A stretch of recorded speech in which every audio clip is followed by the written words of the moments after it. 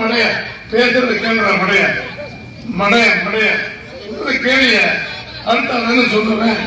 நீ அங்க உட்கார்ந்து சிந்திக்கிறவருக்கு எங்களுக்கு தெரியாதா? அதைத்தான் சொல்ல வர விளக்கண்ணேன். கேளு.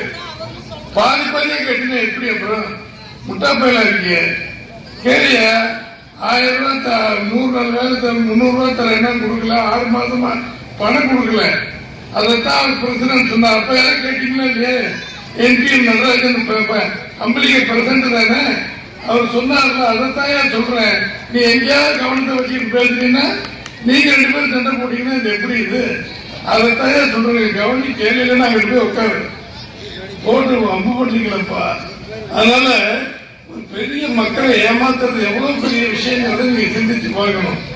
அதே ஆனால் இந்த பன்னீர்செல்வம் டிடிவி தினகரனும் ரெட்டையை தோற்கடிப்பதற்காக ராமநாதபுரத்தில் போய் பலாப்பழத்தை தூக்கி போய் நின்னாரு. அங்க தோல்வி விட்டாரு. டிடிவி தினகரன் அங்க தேனியில போய் நின்று அவர் தோத்தாரு. எல்லாரும் ஒண்ணு சேர்ந்து வேற போய் சேர்க்கிறது. எல்லாம் அவர் என்ன சொல்லிட்டாங்க? நீங்க 2 பேருமே ஏற்கனவே உங்களால் கட்சி கெட்ட பேராய் இந்த கட்சியை குட்டித்தவராகி இருக்கீங்க.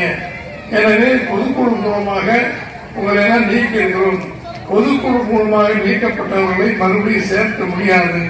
மற்றவர்கள் யார் வேணாலும் வாருங்கள், இருகரம் கூப்பி வரவேற்கிறோம் என்று சொல்லி எடப்பாடியார் தெளிவாக சொன்னார்கள்.